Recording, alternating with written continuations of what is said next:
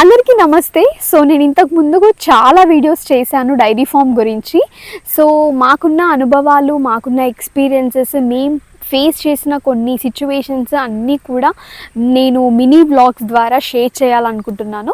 So at least ఒకరికి ఇద్దరికి helpful అయినా కానీ మేము చాలా సంతోషంగా ఫీల్ అవుతాము.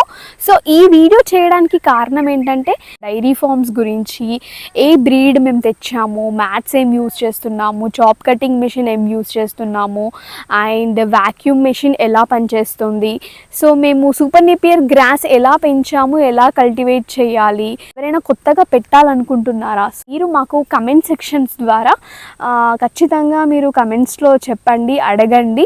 సో నేనైతే అవన్నీ కూడా తీసుకొని ఒక లాంగ్ వీడియో చేద్దామని అనుకుంటున్నాను మా ఆయనతో కలిసి.